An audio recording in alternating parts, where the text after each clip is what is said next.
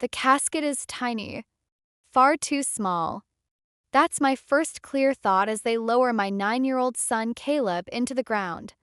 His final resting place. My hands shake uncontrollably. I press them against my black dress, clench them until my knuckles turn pale, shove them into my pockets. Nothing helps. Tears stream down my face and I don't bother wiping them anymore. My stomach twists with every mechanical hum of the pulley lowering his casket. My legs feel like they might give out. The cemetery worker looks at me, waiting for a sign I'm ready. I'll never be ready. 8 months ago, doctors finally named the beast draining Caleb's strength, a rare blood disorder. The label didn't make it less frightening. Caleb handled it better than I did, his small face calm and resolute as the doctor outlined treatments. "Will it hurt?" he asked, voice steady. "Sometimes," the doctor said honestly, "but we'll do all we can." Caleb never complained, not through needles, transfusions, or drugs I could barely pronounce. Even when fevers left him trembling under hospital blankets, he'd meet my eyes, his father's eyes, and say, "I'm okay, Mom. Don't worry." I stand alone by his grave, the absence of my family cutting as deep as the loss. My parents should be here. My sister Victoria, who swore she'd always have our backs. Melissa, my friend since 3rd grade, who supported me through my divorce but didn't show up today. Out of habit, I check my phone and instantly regret it. Victoria's Instagram pops up, filled with photos from her engagement party at the Grand Horizon Hotel, happening right now. She's raising a champagne glass, her diamonds sparkling, my parents smiling beside her. Posted 20 minutes ago while I listened to the minister's words which could never capture Caleb. "You okay, dear?" Angela, my elderly neighbor, touches my arm, her eyes warm with concern. She's the only one here today. For 18 months, she brought meals when hospital visits left me drained. She stayed with Caleb so I could shower or rest. She never acted like his illness was a burden. "They didn't come," I whisper, barely audible. "Not one of them." Caleb's laugh haunts me, the real one before the sickness, bursting from somewhere deep and free. At 7, he vowed to become a doctor to fix kids like me. He wore superhero pajamas to chemo, insisting, "Superheroes are brave even when they're scared." Angela's voice is soft. "That boy loved you more than anything." I nod, thinking of the $850,000 college trust fund Ethan, my ex-husband, set up before moving overseas. "If anything happens," he said, "you're the beneficiary. You'll honor his memory." He didn't know how soon that would matter. I want to scream at my parents. How could they pick Victoria's party over Caleb's funeral? But part of me is too numb to feel. For 18 months, I fought for Caleb's life, sleeping in hospital chairs, learning medical terms, pushing back when doctors brushed off symptoms. Now there's nothing left to fight for.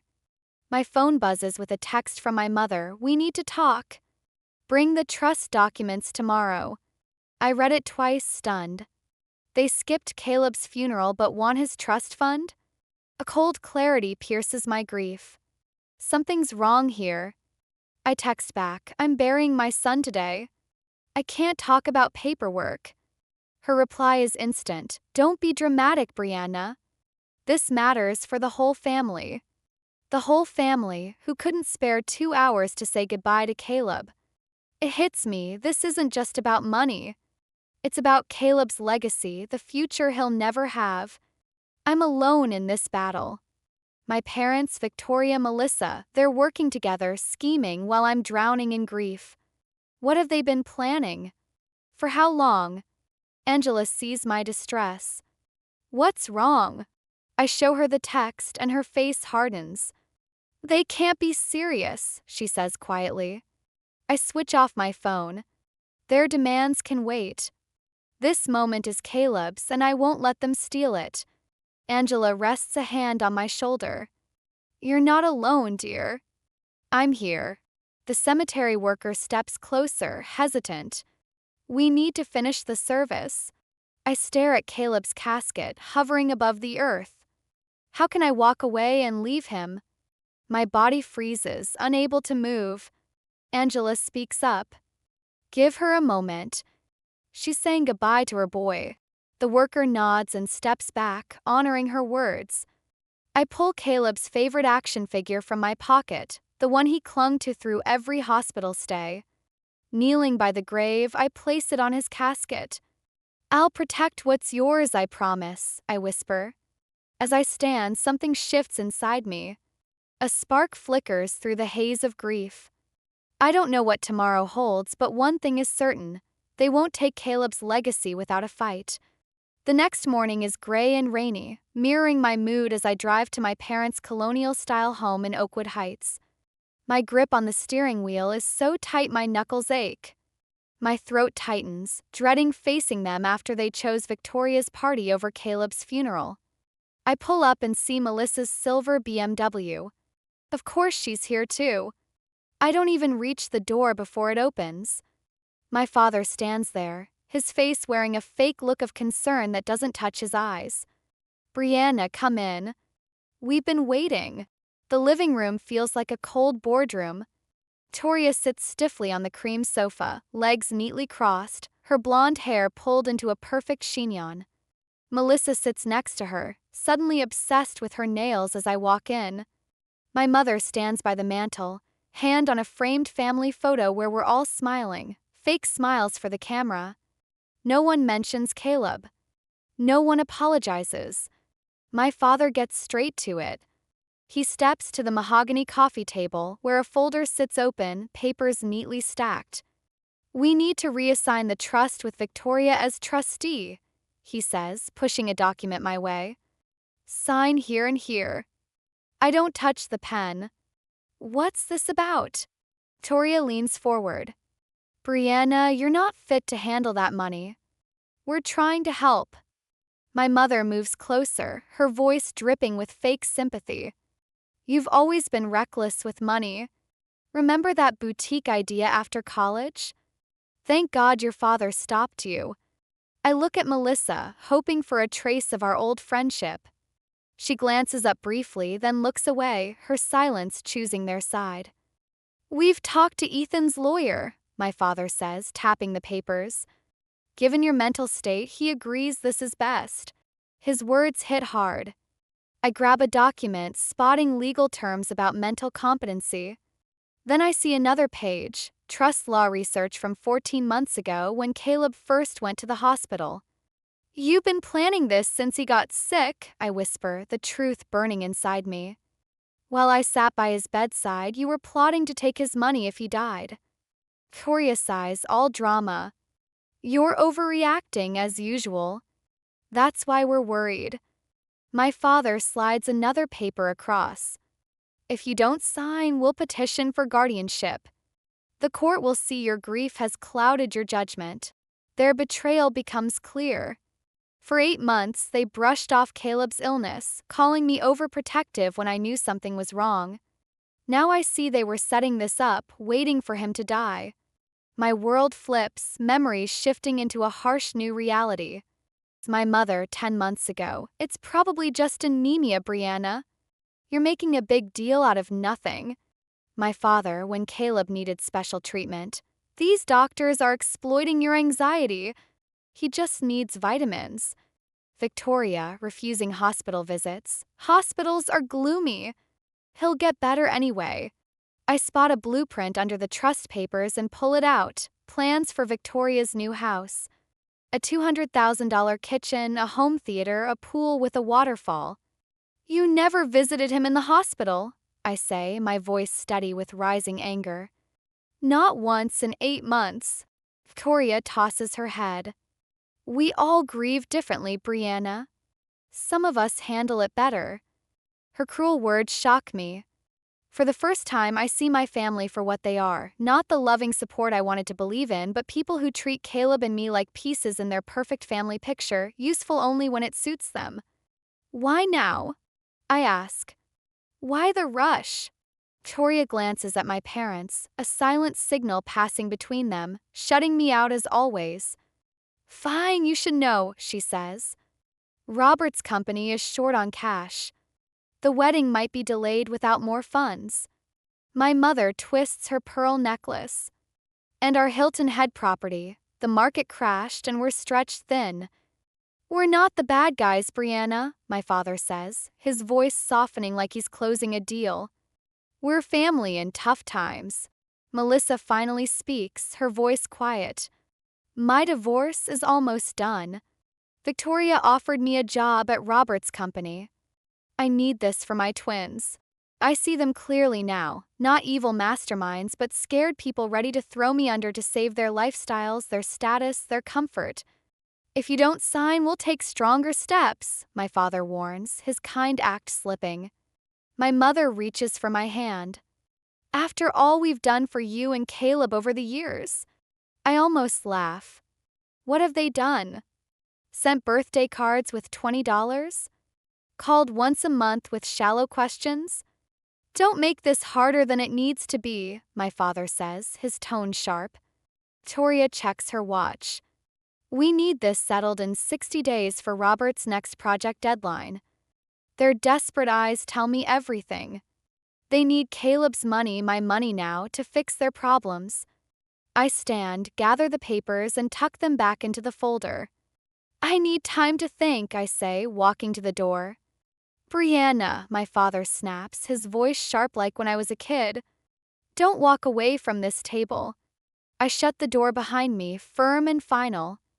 In my car, I rest my forehead on the steering wheel, reeling from what just happened. My phone buzzes. Angela, how did it go? I'm here if you need to talk. Before I can reply, Ethan's parents call. My hands shake as I answer. Brianna, dear, Martha says, her voice warm with real care. We just heard about the funeral. We're so sorry we couldn't be there. We were in Europe. We love that boy so much, George adds, his voice cracking. Their grief feels genuine, unlike the fake show I just left. As I hang up, Ethan's words come back. If you have questions, call Richard Donovan. He's the best trust attorney in the state. A spark of hope flickers. I'm not alone. Angela, who saw me care for Caleb daily. Ethan's parents, who loved him unconditionally. Richard Donovan, who knows what Ethan wanted for Caleb's money. I start the car, my mind made up. I won't fight this alone. I grab my phone and pull up Richard Donovan's number from my contacts. Mr. Donovan's office? The receptionist answers. I need to speak with him right away, I say, surprised by the calm in my voice. It's about the Caleb Walker Trust. That afternoon, Richard Donovan's law office shines with polished wood and leather-bound books. I grip my folder of papers so tight my knuckles go white. Through 2 nights without sleep, digging into trust laws online, I'm still unclear on my rights or how my family plans to steal Caleb's legacy. Richard stands from his mahogany desk as his assistant leads me in. He's older than I pictured, silver hair and reading glasses on his nose. His handshake is strong, his eyes kind yet sharp. Mrs. Walker, sit down. I'm so sorry about your son. Thanks. My voice cracks. I've heard that line a dozen times this week, but his words feel real, not just duty. I push the folder across his desk. These are all the trust papers for Caleb. My ex, Ethan, set it up before his job took him overseas. Richard flips through it quickly, nodding here and there, lingering on key parts. Quiet drags on until I break it. My family wants me to hand over the trust. They say my grief makes me too unstable to handle it. The words sour in my mouth. They skipped Caleb's funeral entirely. Richard's eyes snap up. They missed the funeral? Yes, Victoria had her engagement party that day. My parents and old friend Melissa picked that over it. He takes off his glasses, rubs his nose.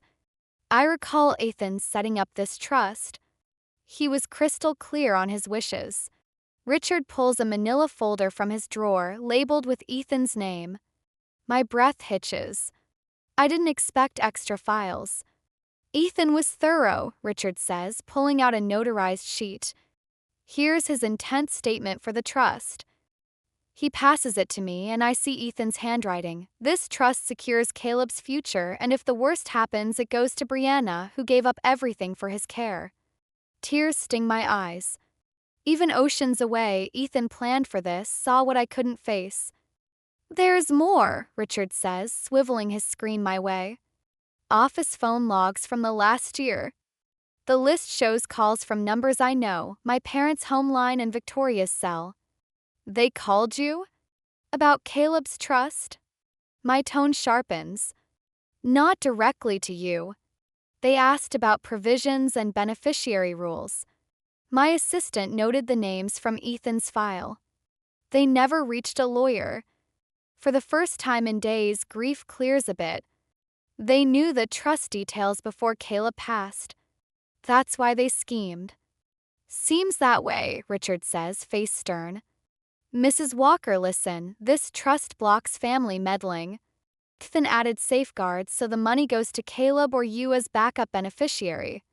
They can't legally fight it. It's airtight." Pressure on my chest eases a touch. "So they can't claim it?" "Not by law. But they could pull tricks, like saying grief makes you unfit." I recall my mom's cold text at the funeral, Victoria's icy plan, my dad's awkward quiet as they shoved papers at me. "So I don't battle for the trust itself," I say, pieces clicking. "I just expose their motives." Richard thinks for a second, eyes narrowing. "That bolsters your case. Got proof of their grabs?" I show him my mom's funeral day texts on my phone. His brows shoot up. "This helps a lot," he says. "Let's set a family meet on your turf, somewhere public." 2 days later, I'm at a corner table in Riverside Coffee, manila envelope right in front of me. Place hums with afternoon crowds, just like I wanted. Richard's tip rings in my head. Public spots kill drama. Own the story from the start. Angela idles in her car across the street for backup. Richard's a call away. For the first time since Caleb's diagnosis, I'm not totally isolated. My family shows up as a pack, Victoria out front in fancy sunglasses, parents trailing like escorts. Melissa hangs back, dodging my gaze. They plop down without drinks, figuring it'll be quick. Victoria lunges for the envelope. "You signed?" "Knew you'd see reason." I slap my hand on it. "No papers first." "Why did none of you come to Caleb's funeral?" My mom sighs big. "Brianna, we've covered this. Victoria's party was set months back. We couldn't bail last minute." "It was your grandson's funeral," I say soft. "We mourned our way," Dad mutters, eyeing nearby tables nervously. "Loss hits everyone different." I pull out photos from the envelope, Instagram shots from Victoria's feed, timed to Caleb's service. Glasses up, rings sparkling, all grinning. "While I buried my son, you toasted with champagne and laughed." My voice holds steady, but heads turn our way. Victoria reddens. "That's twisted context." "Not fair." I slide out the trust terms, yellow highlight on no changes without grantor's okay. Ethan spelled it out. "This is Caleb's gift to me." Dad grabs for it. "Show me." I yank it back. I talk to Richard Donovan. He's got Ethan's full intent. "No one but me can touch, change, or move this trust." Victoria's calm mask breaks. "You don't deserve that money. You'll just squander it." Her voice echoes. Nearby customers turn to look. "Quiet down," my mother hisses. "Why?" I shoot back, locking eyes with Victoria. "Afraid people will hear how you tried to exploit your grieving sister? How you skipped your nephew's funeral but won his college fund?" Victoria jumps up. "This is absurd. We're here to help you." I scoop the papers into the envelope. "I don't need your help. I'm not signing anything. Ever." My father leans in, his tone dark. "You're making a big mistake, Brianna. We can make this hard for you." "You already have," I say, standing. "My whole life. But no more." I walk out, their glares burning into me. Side, Angela waits in her car, window down. I slide into the passenger seat and she smiles proudly. You faced them down. Well done. My phone rings, it's Richard checking in. How'd it go? Need to gear up for legal action? I recount the coffee shop clash as Angela drives us away. Richard listens, then assures me we're solid legally. They'll try something else, he warns. But setting boundaries was key. After we hang up, Ethan's parents call. They offer to fly from Arizona to confirm Ethan's wishes for the trust. We know Caleb was your world, his mom says. We're here for you. A text from Mark, my old coworker who often visited Caleb in the hospital, pops up. Angela filled me in. I'm here for whatever you need. For the first time in weeks, the heaviness in my chest lifts. I'm not alone in this fight. In Angela's driveway, I pause, touching Caleb's photo on my dashboard. His last school picture before the illness, his smile bright with hope. First step done, buddy, I whisper. Angela grips my hand. You were amazing today. I nod, gazing at the horizon. They won't stop easily. They'll come at me harder next. We'll be ready, Angela says firmly. You're not alone, Brianna. I breathe deep, feeling something new rising, not just grief or anger, but strength. They didn't care enough to say goodbye to my son. They won't control his legacy. 3 days later, I lay out documents on Richard Donovan's mahogany desk, my hands steady as I sort them into neat stacks. Grief still throbs inside, but a sharp clarity joins it, startling me with its force. They'll push for guardianship, Richard says, tapping a legal brief. His office smells of leather and old books, a place for planning battles. They'll argue your grief makes you unfit. It's their best shot at the trust. I nod, studying my timeline, 18 months of Caleb's illness, every moment detailed. Victoria never gets her hands dirty. She'll have mom and dad file, maybe Melissa too.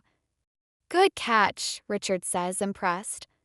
We need every interaction since Caleb's diagnosis, every hospital visit you made, every one they skipped.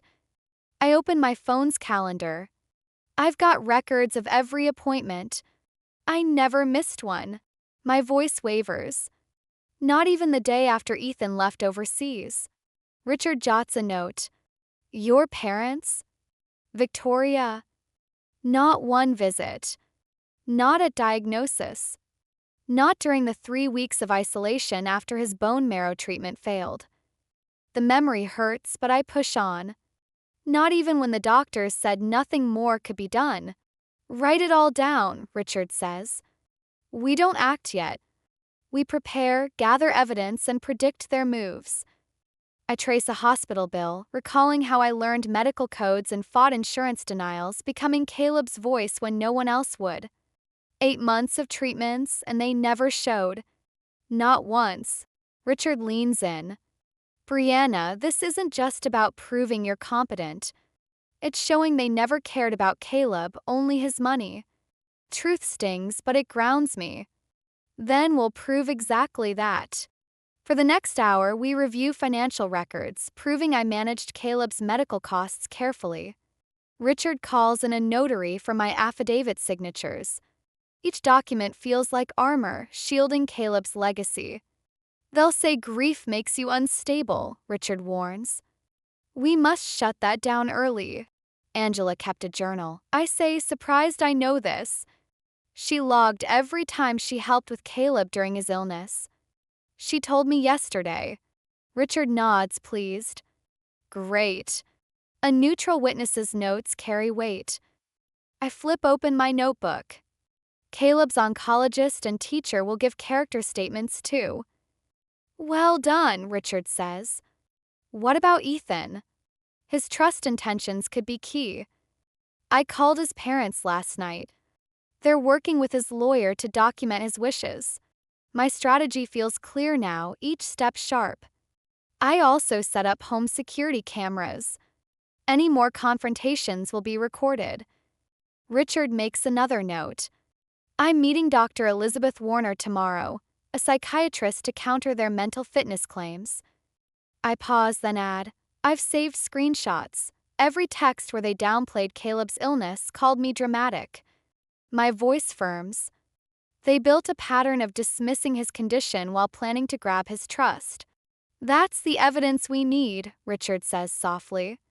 Not just to defend you, but to expose their true motives. I gaze out his window at autumn leaves swirling in the parking lot. Caleb loved fall, the colors, the cinnamon scent, the crunch of leaves underfoot. Last October, I pushed Caleb's wheelchair outside the hospital so he could feel the cool fall air on his face. You okay? Richard asks, pulling me back. Just thinking of him, I say, focusing again. What's next? As Richard maps out our plan, my phone buzzes. Angela. Martha at the hospital says Melissa was asking about Caleb's treatment schedule. Watch out. My stomach twists. I show Richard the text. They're collecting dirt, he says, voice grim. Melissa knows when you were at the hospital how you seemed during treatments. She's signed something, hasn't she? The thought hits like a punch. An affidavit saying I was unstable during Caleb's illness. Richard's silence confirms it. She's been my friend since third grade, I whisper, betrayal cutting deep. She held my hand through my divorce. Victoria's pulling in anyone who knows you well, Richard says softly. This makes things more serious. I recall Melissa's visits growing rare as Caleb got worse, her uneasy look when I cried after a brutal prognosis, how she stopped meeting my eyes near the end. She'll say I acted erratic, I say, voice empty. And she's not totally wrong. I broke down sometimes. Who wouldn't? Doubt creeps in, the first crack in our planning session. Maybe they're right. Maybe I'm unraveling. I stare at my shaky hands. Look at me. Stop, Richard says firmly. This is what they want, you doubting yourself. My phone buzzes again, Angela, heading to Richard's office. Found my journals. You need to see them. 30 minutes later, Angela strides in, a stack of notebooks in her arms. Her silver hair is pinned neatly, her eyes blazing with fierce loyalty. Melissa can say what she wants, she declares, setting the journals on Richard's desk. I wrote down everything. Every day you spent at the hospital, every night you stayed up with Caleb, every meal I brought because you wouldn't leave him. She grabs my hands. Don't let them make you question yourself, Brianna. That's their game. Her warm hands calm mine. I look from Angela to Richard, then to our pile of evidence, Caleb's legacy guarded by hard facts. You're right, I say, shoulders squaring. I need to brace for their attacks on my character, not just legal moves. As I sort Angela's journals into our evidence stack, I see we're building more than a defense. We're crafting a testament to who truly stood by Caleb and who didn't. That evening, after Angela leaves, my hands tremble as I tape the final photo to Richard's evidence board. It shows my parents at Victoria's engagement party, toasting with champagne 42 minutes after Caleb's casket was lowered. That's the last piece, Richard says, stepping back to view our work. The conference room wall now maps a betrayal timeline, hospital records of every visit I made, financials proving I handled Caleb's medical costs well, statements from hospital staff, neighbors, and Caleb's teachers, plus 18 months of my family's absence during his illness. Will it hold up? I ask, adjusting a document about Victoria's illegal access to Caleb's medical files. Richard adjusts his glasses, confident but serious. They'll push for emergency guardianship, claiming you're unfit, but we've covered every angle they might use. He taps Ethan's parents' notarized statement. This alone weakens their case. I trace the timeline we built. 8 months of hospital stays, endless nights in hard chairs by Caleb's bed, treatments, hopes, and heartbreak, all carefully recorded. I never thought I'd have to prove I was a good mom, I whisper. You shouldn't, Richard says, his hand on my shoulder. But greedy people twist stories to get what they want. Right then, my phone buzzes, Angela. 23 neighbors signed the character petition. A small win, but it strengthens us. This past week, I've gathered a fortress of truth against my family's coming attack. Security cameras now watch my house, catching any surprise visits. I've saved every text, voicemail, and social media post where Victoria hints I'm unstable. They're painting me as crazy, I say, staring at her latest Facebook post asking for prayers for families struggling with mental health after loss. Comments gush sympathy, none noting she skipped Caleb's funeral. Richard nods grim. Typical tactic. They can't win legally, so they're swaying public opinion first. His desk phone rings. He answers, his face darkening. Thanks for the heads up, he says, hanging up.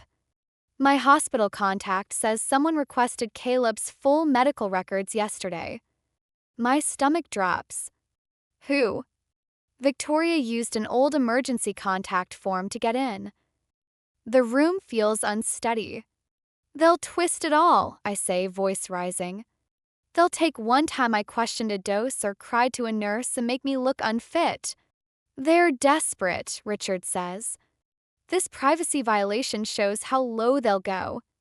I grip the table to steady myself. What else are they doing behind my back?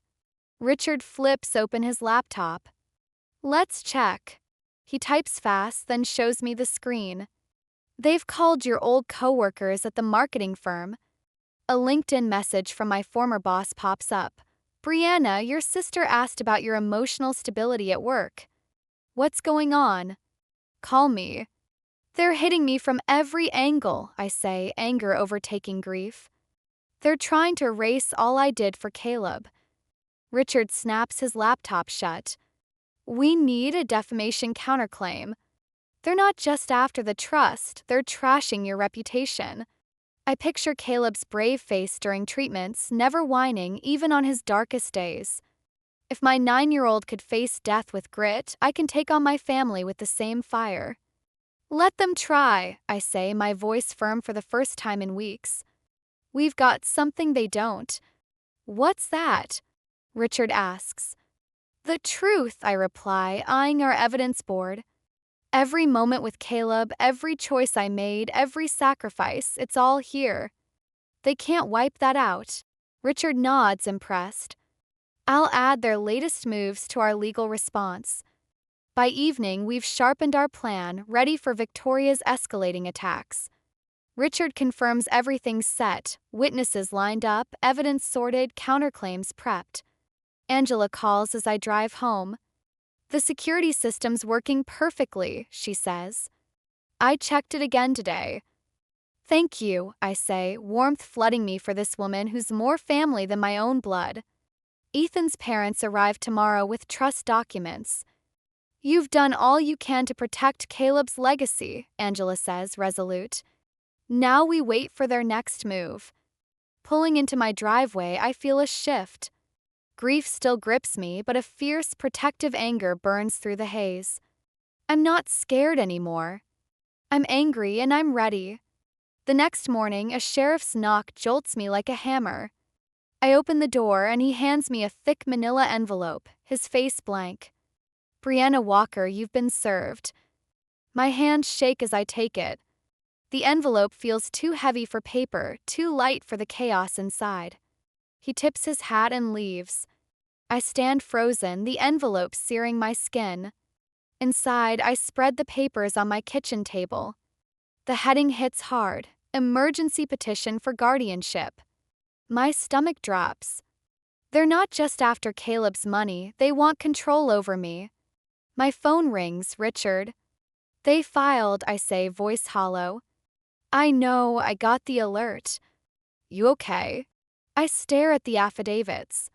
Melissa's signature stands out, 3 pages listing my weakest moments during Caleb's illness, skipping meals, sobbing in the hospital hallway, forgetting my own meds one morning. They've twisted it all, I whisper. They used Caleb's medical records, private things I told doctors. Victoria shouldn't have those files, Richard says, voice sharp. That's our counter. The hospital ethics committee is already investigating. I flip to financial statements showing my drained savings. 18 months without steady work while caring for Caleb emptied my accounts. They've marked every overdraft, every late bill, framing it as reckless spending instead of a mom giving everything for her son. The hearing's tomorrow, Richard says. We knew this was coming. We're ready. But I'm not so sure. This isn't just about money now. They're stripping my freedom, my dignity, my identity as a capable person. Papers paint me as broken, too unstable to make decisions, a risk to myself without oversight. Seen the news? Richard asks quietly. I check the local news site on my phone. There's my parents, posed in their perfect living room, faces staged with sorrow. The headline sickens me. Family seeks help for grieving mother. My father's quote is bold. This breaks our hearts, but we must protect her from herself. On social media, Victoria's post shows an old photo of us as kids, her arm around me. Sometimes the hardest thing is stepping in when a loved one struggles. Keep our family in your thoughts. Hashtag mental health awareness, hashtag family first. Comments flood in, praising their bravery, ignoring that they skipped Caleb's funeral. They've already judged me guilty online, I say. Courts don't care about Instagram likes, Richard counters. Our counterpetition is filed. Ethan's parents are here, ready to testify about the trust's purpose. The hospital condemned Victoria's access to Caleb's records. I touch the locket at my neck, Caleb's photo tucked inside. What if it's not enough? It will be, Richard says, calm and sure. Angela's got over 20 neighbors supporting you. Your old boss sent a statement about your professionalism. Dr. Levine, Caleb's doctor, wrote an affidavit praising your medical decisions. My phone pings, Angela, we're ready for tomorrow. The whole block's with you. For the first time since the sheriff's visit, fear fades. A spark of resolve ignites, fueled by their absurd lies. They weren't there, not for one chemo session, one transfusion, or the night Caleb's fever hit 104 when I feared I'd lose him in the oncology ward. I submitted the security footage too, Richard adds, showing Victoria and your mom trying to enter your house last week during our meeting. I recall the doorbell camera alert, watching them test my doorknobs, peek through windows. We're hitting back hard, Richard says. The restraining orders in our counter-petition. I stare at the papers on my table, their lies stamped with court seals. Tomorrow, a judge will read them and decide my future. Rest up, Richard says. Tomorrow's intense. Sleep won't come. I'm going over my testimony for the fourth time when my phone's doorbell camera pings at 9:48 p.m. Victoria's on my porch alone. I almost ignore her, but something urges me to face her. I start my phone's recorder and open the door, keeping the chain on. What do you want, Victoria? She looks softer than at the coffee shop, her face showing concern instead of confrontation. If I didn't know better, I'd think she cared. Can I come in? Just to talk? She asks, voice gentle. No, her shoulders sag a bit. Brianna, this doesn't have to get messy in public. You made it public with that interview. You made it ugly by digging into Caleb's private medical files. Victoria glances at the camera, knowing it's recording. I'm giving you one last chance to avoid embarrassment. Drop your fight against the guardianship petition. Hand the trust to me as administrator. We'll pull the petition and no one will hear about your episodes. That word stings like venom. Episodes. Like when you called Melissa at 3 a.m., panicking about Caleb's breathing. Or when the hospital almost called child services because you forgot his medication schedule. Her voice stays soft, but her eyes are ice. We'll ruin your reputation.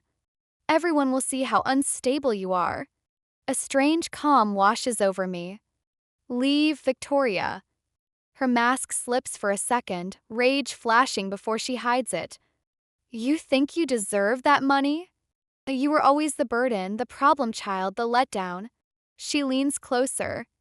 We carried you your whole life. Now do something for this family. I shut the door without a word, my hands steady for the first time today. I call Richard right away, sending him the recording. Perfect, he says after listening. Her true self showed. This is gold. Past midnight, Angela arrives with an overnight bag. Thought you'd want company, she says, placing a thermos of tea on my kitchen table. Thank you, I whisper, struggling to express what her presence means. Tomorrow we'll show them real strength, she says, squeezing my hand. My phone glows with Richard's text. Everything's set. Finn believed in you. So do we. Sleep eludes me, so I sit in Caleb's room, clutching his favorite stuffed dinosaur. The glow-in-the-dark stars we put on his ceiling still faintly shine. I open my locket to see his smiling face. Tomorrow's for you, buddy, I whisper to his photo. For your legacy. The next morning, I walk into the courtroom, head high, with Richard, Angela, and Ethan's parents beside me. Polished wood and solemn air feel like a church, a place where truth should outweigh lies. Victoria, my parents, and Melissa sit across from us, faces staged with fake concern. My stomach twists as I sit. It's been 48 hours since the sheriff handed me papers claiming I'm too unstable to handle my life or Caleb's legacy. Richard pats my arm as we settle at the defense table. All rise for Judge Marion Peabody. A stern woman in her 60s enters, silver hair in a tight bun. She scans the guardianship petition, eyes narrow, then speaks. These are grave claims. I want evidence, not feelings. Her gaze sweeps both sides. Mr. Harrington, start for the petitioners. My family's lawyer stands, his fancy suit and smug posture screaming confidence. Your Honor, this is a family desperate to save a daughter and sister spiraling after a tragic loss. He strides to the bench, handing over papers with calm precision. Miss Walker has shown troubling behavior since her son's death. Reckless spending, shutting people out, rejecting help from those who care most. My fists clench under the table as he paints me as unhinged and a threat to myself and Caleb's funds. Melissa takes the stand and my chest tightens. Brianna changed during Caleb's illness, she says, avoiding my gaze. She got obsessive about treatments, paranoid about doctors missing things. She'd call me at 3 a.m., frantic. Those nights cut deep, sitting by Caleb's bed, terrified as his fever spiked, reaching out to a friend I trusted. My isolation wasn't paranoia, it was their abandonment, now used against me. My mother goes next, wiping crocodile tears. It breaks our hearts to see her fall apart. This isn't about money, it's about saving our daughter from herself. The judge's face softens at her act. Fear chills me, she's buying their performance. Then Richard stands and the room shifts. Your Honor, this isn't care, it's a calculated grab. His voice carries quiet strength. Miss Walker hasn't fallen apart. She's been targeted by family who ignored her during her son's illness but showed up when they heard about his trust fund. He dismantles their case, presenting hospital records of every visit I made, every treatment I researched, every night I spent in a chair by Caleb's side. Now, I call Miss Catherine Winters, Hospital Records Administrator. A kind-eyed woman takes the stand, confirming Richard's suspicions. Our records show Victoria Walker accessed Caleb's full medical files 2 weeks ago using an old emergency contact form. That's a major privacy breach. Victoria fidgets as murmurs spread through the courtroom. Angela testifies next, her voice steady with years of wisdom. I saw Brianna care for Caleb every single day. Angela's voice carries on. When Caleb couldn't keep food down, she found meals that worked and stayed up learning to make them.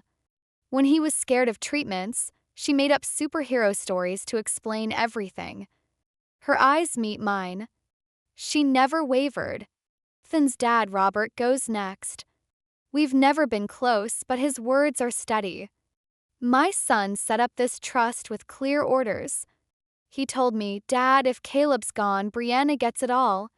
She gave up her job, her savings, everything for his care. She'll honor him better than anyone. The judge's eyes sharpen, now fixed on my family.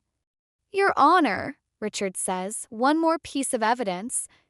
He plays last night's security footage, Victoria at my door. Her voice booms, we'll destroy your reputation completely. Everyone will know how unstable you are. My calm reply follows, I think you should leave now, Victoria. Her true self spills out, you think you deserve that money? You were always the burden. Victoria's face reddens. My mom covers her mouth. My dad's jaw locks, eyes forward. The judge calls a 15-minute break.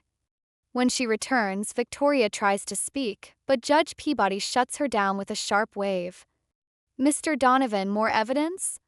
Richard nods. One last exhibit, Your Honor. He plays the coffee shop audio. My mom's voice is clear. Once guardianship's approved, we can fix Victoria's mortgage. Victoria chimes in, and the beach house repairs. Contractor needs $50,000 soon. My dad adds, with guardianship, we can use the money however we want. Brianna won't have a say. Silence grips the courtroom. My family's lawyer shuffles papers, caught off guard. Judge Peabody calls another short recess. When she's back, her face is stone. I've reviewed all evidence and testimony. This court finds no grounds for the guardianship petition. What I see is appalling, a calculated attempt to exploit a grieving mother for profit. Victoria tries to speak, but the judge cuts her off. Ms. Victoria Walker, stay quiet. The petition is dismissed with prejudice. It cannot be refiled. I'm also ordering an investigation into possible perjury by Melissa Bennett, Charles, and Elaine Walker, whose statements clash with clear evidence. Her words land like hammer strikes. I'm issuing an immediate restraining order barring all petitioners from contacting Brianna Walker. The trust is unfrozen and protected from further challenges. Victoria's face twists, her poise crumbling. My mom cries real tears now. My dad stares ahead, stunned. Ms. Walker, the judge says, looking at me, you've shown incredible strength through unthinkable loss. Your son would be proud of how you've guarded his legacy. My family tries to approach, but a bailiff steps in, enforcing the restraining order. Richard turns to me, his formal air softening. The system worked, Brianna. Justice prevailed. Angela's eyes glisten. Caleb would be so proud, dear. Ethan's parents hug me, his mom whispering, You honored our grandson and son today. I touch Caleb's locket photo, his last school picture, smiling despite chemo hair loss, eyes full of fight after 18 months of battling. Porters wait outside, mics out. A month ago, I'd have slipped away. Today, I pause. Mrs. Walker, your thoughts on the ruling? I stand tall, stronger than since Caleb's diagnosis. Today, justice was served for my son. Cameras flash as I walk toward the future Caleb wanted for me, one where his memory is honored through the strength he gave me. The trust isn't just money, it's his legacy, and I've proven I can protect it. The financial advisor slides a folder across his desk. These investments will fund the scholarship program while keeping the principal safe, he says. I scan the figures, no longer daunted by financial terms. A week post-hearing, the world feels new.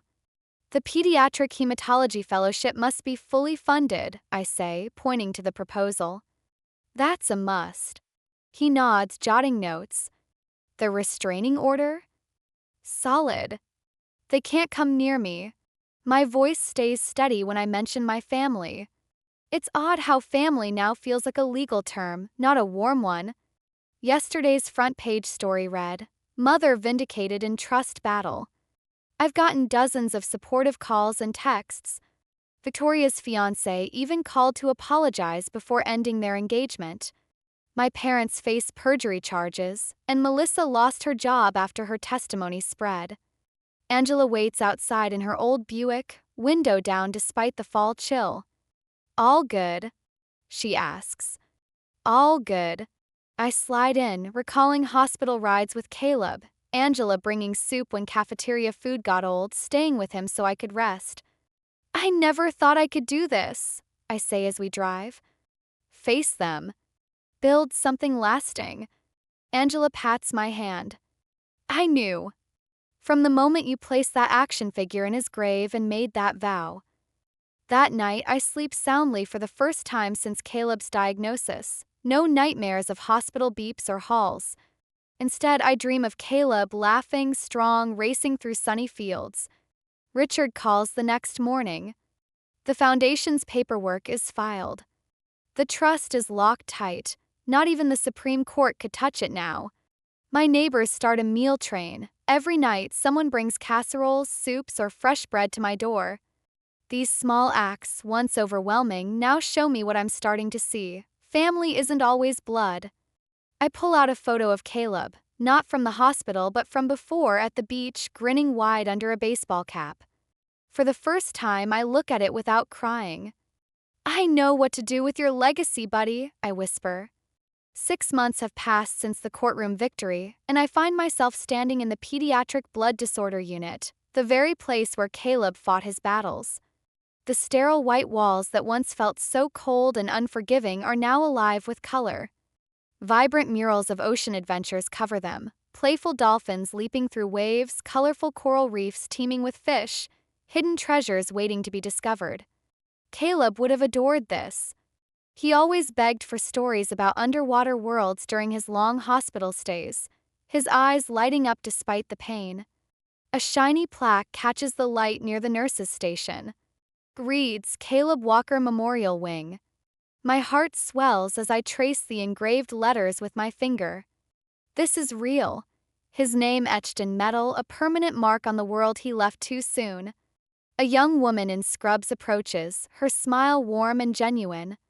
She extends her hand. "I'm Jennifer Abrams, the first recipient of the Caleb Walker Scholarship. I can't thank you enough for this opportunity to specialize in pediatric hematology." I shake her hand, feeling a surge of pride. "Caleb would have been thrilled," I say, and as the words leave my lips, I realize I'm smiling. A real smile, not the strained one I've worn for so long to hold back tears. It's a smile born from joy in his memory, from knowing his spirit lives on. He always said he wanted to be a doctor someday to help kids like him. Jennifer nods, her eyes bright. The foundation is already changing lives. 3 families have received emergency housing assistance this month alone. It's making such a difference. Caleb's Legacy Foundation has become my anchor, a beacon of hope rising from the ashes of loss. We support families just like mine was, covering those sneaky expenses that insurance ignores, like travel costs or lost wages. We provide temporary housing near hospitals so parents don't have to choose between work and being by their child's side. And we fund specialized training for nurses, ensuring more compassionate care for little ones facing big fights. Each board meeting buzzes with energy, new ideas flowing like a river, partnerships with local businesses, awareness campaigns, even a toy drive for hospital playrooms. Angela has stepped up as our volunteer coordinator, her organizational skills turning chaos into order. She rallies a network of kind souls who deliver home-cooked meals, offer rides to appointments, and provide childcare for siblings left at home. Her silver hair bobs as she directs volunteers with the same gentle firmness she used to comfort me during Caleb's treatments. Richard, ever the steadfast ally, handles all legal matters pro bono. His sharp mind ensures the foundation's structure is unbreakable, protecting it from any future threats. During one of Ethan's mom's monthly visits, she pulls me into a hug. "You've created something truly beautiful from such tragedy," she says, her voice thick with emotion. She and her husband have thrown themselves into grandparent advocacy, guiding other grandparents through the confusing web of medical jargon and hospital bureaucracy when their grandchildren fall ill. Their involvement feels like a bridge to Ethan, a way to keep his memory intertwined with Caleb's legacy. I've started speaking at support groups, sharing my story with parents who are just beginning this terrifying journey into childhood chronic illness. My voice rings clear now, no longer trembling with uncertainty. "The first step is believing you can do this," I tell them, looking into their weary eyes. "The second is knowing you don't have to do it alone." Hands that once shook while signing medical forms now steady as I autograph copies of a small booklet I've written, Tips for Advocating for Your Child in the Healthcare System. The woman who stood paralyzed at her son's grave, hands trembling, knees weak, that version of me has faded. In her place stands someone resilient, forged in fire, someone Caleb would look at with pride. Time has a way of softening edges, and a full year after Caleb's funeral, I return to the cemetery. Crunch of gravel under my feet no longer echoes with despair. Instead, it's a familiar rhythm leading me to a place of quiet connection. The air smells of fresh earth and blooming flowers, a far cry from the heavy rain that fell on that awful day. I kneel and place a bouquet of sunflowers, his favorites, by the headstone, my finger gently tracing the carved letters of his name. The morning sun bathes the granite in warm light, making it glow like a promise. "Excuse me," a soft voice interrupts my thoughts. I turn to see a woman approaching, a little girl of about 7 clinging to her hand. Child's cheeks are rosy, her eyes curious. "Are you Brianna Walker?" the woman asks. I nod, rising to greet them. "I'm Sarah Mitchell, and this is my daughter Emma." Sarah's eyes shimmer with unshed tears. "Emma was diagnosed with the same rare blood disorder as your son last year. The specialist funded by your scholarship program discovered a new treatment protocol that succeeded where others failed. Your son's legacy literally saved my daughter's life." Emma steps forward, her shyness giving way to determination. "Thank you for helping me get better," she says, her small voice steady. I kneel down to her level, my heart aching in the best way as I see in her the vibrant future Caleb was denied. "You're very welcome, Emma," I reply, my voice soft. As I stand, I share a bit of Caleb's story, not through the lens of pain that once consumed me, but with genuine pride. "Fighting to protect his legacy has transformed me," I explain. "I discovered a strength I never knew existed within me." Sarah listens intently, nodding along. "I've heard the foundation is expanding?" she asks. "Yes," I confirm, excitement building. "We're launching funding for research into rare blood disorders starting next quarter. Angela is officially joining the board to oversee volunteer programs, and Richard is structuring the new research grants to ensure maximum impact. Ethan's parents are heading up an expanded grandparent advocacy initiative, providing even more resources for families." As Sarah and Emma walk away, hand in hand, I reach into my pocket and pull out Caleb's favorite action figure, the very one I'd placed atop his casket a year ago, only to regret it moments later. The cemetery worker had noticed my distress and quietly retrieved it for me after the service, slipping it into my hand with a compassionate nod. Now I set it gently against the headstone, a small guardian for his memory. "I kept my promise, Caleb," I whisper. "Your legacy is not just safe, it's thriving, growing stronger with each passing day." Standing in that spot where isolation once crushed me, I feel enveloped by an invisible circle of support. These people who've become my true family aren't connected by DNA, but by bonds far deeper, deliberate choice, unwavering loyalty, and pure love. They showed up when blood relatives vanished, proving that connections forged in fire burn brightest. "Family isn't always who you're born into," I say softly to Caleb, the words carried on the gentle breeze. "It's who chooses to stand beside you, especially when the world feels like it's crumbling." As I walk back to my car, the morning sun warms my face like a gentle embrace. A profound realization settles over me. Sometimes the deepest betrayal becomes the catalyst for the most powerful transformation. What was meant to break me instead rebuilt me stronger. I'm no longer just surviving the days. I'm fully living a life that echoes everything Caleb taught me about courage, facing fear head-on, holding on to hope, and turning pain into purpose. The foundation continues to grow, touching more lives each month. We've partnered with national organizations, expanding our reach beyond our local community. Support groups now include online sessions, connecting parents across the country who feel isolated in their struggles. Angela's volunteer network has doubled, with people from all walks of life stepping up to help. Richard's legal expertise has secured grants we never thought possible, ensuring long-term stability. Ethan's parents visit more often, sharing stories of grandparents they've helped, elderly couples navigating complex medical decisions for the first time. Their involvement keeps Ethan's spirit alive in our work, a quiet tribute to the man who set this all in motion with that trust fund. Jennifer, the scholar, sends updates on her training, her enthusiasm reminding me why we fight. At home, Caleb's room remains a sanctuary. I've added photos of the foundation's impact. Families reunited, children smiling in hospital beds, nurses in training. It's no longer a shrine to loss, but a celebration of legacy. Sleep comes easier now, dreams filled with Caleb's laughter instead of hospital alarms. The betrayal that shattered my world ultimately set me free, forced me to redefine family, purpose, and strength. Caleb's courage lives on, not just in memories but in every life touched by his foundation. As I drive away from the cemetery, sun streaming through the windows, I feel whole, transformed, ready for whatever comes next.